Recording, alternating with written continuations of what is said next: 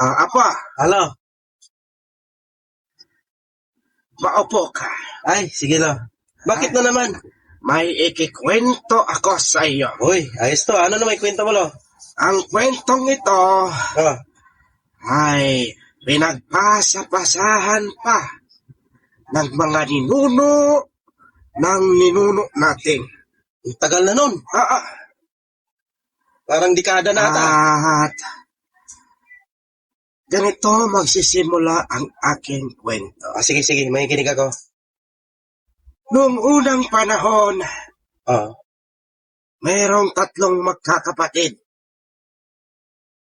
tatlo? Sila ay si Julio, Julio, si Juan, Juan, at si Antonio. Antonio. Okay. Apo.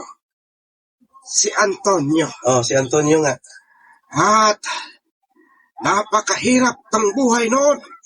Siyempre, wala pang gadget to. Kung hindi ka mangangaso, magugutom ang buong pamilya. Hmm. Kaya, gabi-gabi, ang 3 magkakapatid ay nangangaso. Oo. Katawa agad. At sa kanilang paglalakbay, may nakita silang isang malawak na taniman ng mga prutas. Prutas nga, makinig ka na lang kasi. Tahimik naman ako. Ayan. Hanip na yun. Sige. Sige, sige. At hindi nila napansin ang karatulang nakalagay sa may bakod. Ang bakod pa noon ay mga kawayan lamang. Ay samantalang ngayon ay napakatatarik. Parang parang building na. Hindi ka na makaakyat. Pero noon, kawayan laang. At ayun na nga, apo, nakita nila ang napakalawak na taniman. At sila'y namangha sapagkat halos lahat ng mga puno'y may mga bunga. Yun. Ngunit, magbalik tanaw tayo, apo. Bakit? Noon sa bakod na karatula, Ay, may nakalagay na karatula. ano pala nakalagay, lo? Ano pala nakasulat doon?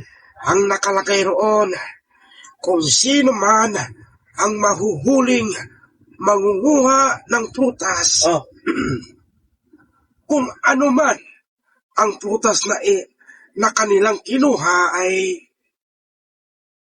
ipapasok sa kanilang puwit. aray. Oh, gandahan na, lo. Oo, apo. Sakit nun. Ay, di ba't hindi nila alam, kaya pumasok sila. Ay, oo nga. Kaya ayun, Oo nga. dire-diretso silang nanguha ng mga prutas na gusto nila para maiuwi din sa bahay. Ayun na nga, apo. Nanguha ng napakalalaking bayabas si Juan. Bayabas. Ayun na. At habang siya'y nangunguha, mga 3 piraso pa lang ang kanyang nakuha ay nahuli siya ng mga gwardya. Ako, patay. Siya'y pinababa. Ang sabi ng mga gwardya, "Shh! Baba!"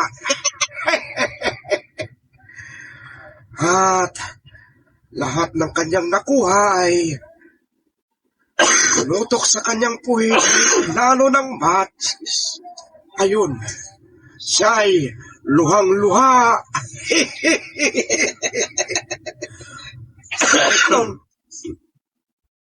At ayun na nga, apo. Si Angelo naman ay nanguha ng mga malalaking bangga, ay kalalaki at hilaw pa, ay kalalaki. Ay, lalo na. At habang siya'y nangunguha, ayun, apo, ang kawawang Angelo, pinababa, 4 na mangga ang kanyang nakuha, Ngunit, hindi niya na malayang nandyan na ang mga gwardya.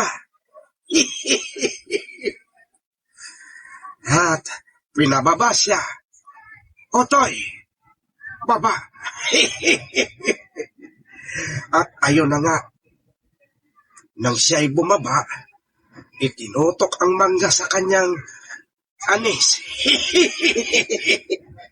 At ipinalo ng bat.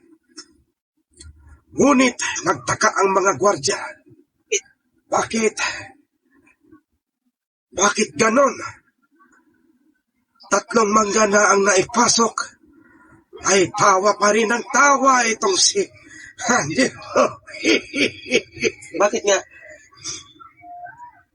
Noong huling mangga nang itinutok, ay hindi natiis ng gwardya at nagtanong siya, "Hay, Otoy, bakit ka tawa ng tawa?" Sabi ni Angelo, "Ay, paano po ako hindi ka matatawa? Ay si Antonio, ang kinuha niya'y durian." Agay, dulo pa lamang ang nang tinika matutusok na ang kanyang anis. Ang lalaki pa eh. Hindi ako natawa. At doon, wala nang nagtangkang manguha ng mga prutas sa dako roon.